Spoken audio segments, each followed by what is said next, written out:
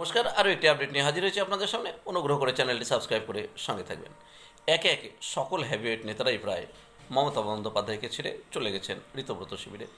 এখন মমতা বন্দ্যোপাধ্যায় একেবারেই একা হয়ে পড়েছেন, শুধু সঙ্গে তার হাতে গোনা কয়েকজন সমর্থক ছাড়া।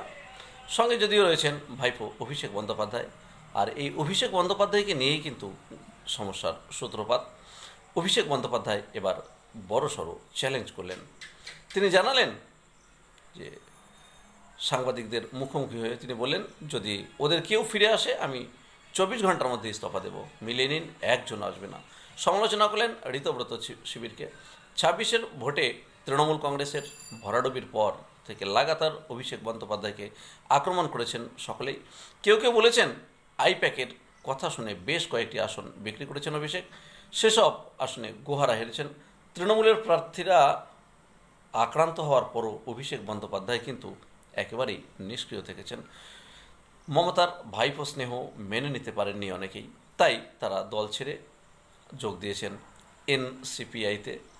অন্যদিকে পরিষদীয় দলের বড় অংশ ভেঙে ঋতব্রত শিবিরে। সকলের মুখে অভিষেকেরই সমালোচনা। এই পরিস্থিতিতে শনিবার আমতলায় অভিষেক বন্দ্যোপাধ্যায়ের পার্টি অফিসে বুলডোজার চলার পর প্রকাশ্যে এলেন অভিষেক বন্দ্যোপাধ্যায়।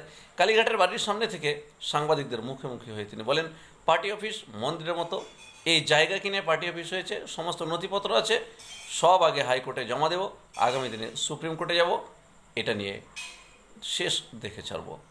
আসলে অভিষেক বন্দ্যোপাধ্যায় এমন একটা চ্যালেঞ্জ করতে চাইছেন এখানে, যাতে যারা মমতা বন্দ্যোপাধ্যায়ের হাত ছেড়ে চলে গেছেন বিপক্ষ শিবিরে, তারা যদি সত্যি কেউ ফিরে আসেন, তাহলে আপনাদের কি মনে হয় যে অভিষেক বন্দ্যোপাধ্যায় সত্যি কি তৃণমূল ছেড়ে দেবেন?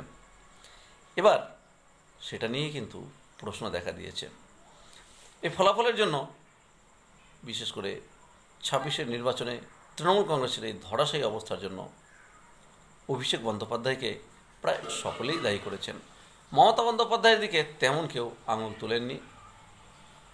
অভিষেক বন্দ্যোপাধ্যায় বলেন যে ওদের একজনকেও ফেরানো হলে আমি দল ছাড়ব। রাজনৈতিক মহলের মত, কল্যাণ বন্দ্যোপাধ্যায়, রাজীব বন্দ্যোপাধ্যায়, অনুব্রত মণ্ডল সহ দলের একাধিক পুরনো নেতাদের সরাসরি যে বক্তব্য অভিষেক দলে থাকলে তারা নেই, সেই বক্তব্যেরই হয়তো একটা পাল্টা চ্যালেঞ্জ ছুড়লেন অভিষেক বন্দ্যোপাধ্যায়। আগামী দিনে কী হবে সে কথা বলবে ভবিষ্যৎ। তবে এখনও পর্যন্ত মমতা বন্দ্যোপাধ্যায় তার সিদ্ধান্তে স্থির রয়েছেন। তিনি মনে করছেন যে আবার শূন্য থেকে শুরু করবেন এবং পশ্চিমবঙ্গের তার যে আধিপত্য, সে আধিপত্য তিনি হয়তো আবার বিস্তার করতে পারবেন, এটা মমতা বন্দ্যোপাধ্যায় মনে করেন। ধন্যবাদ, সকলে ভালো থাকবেন।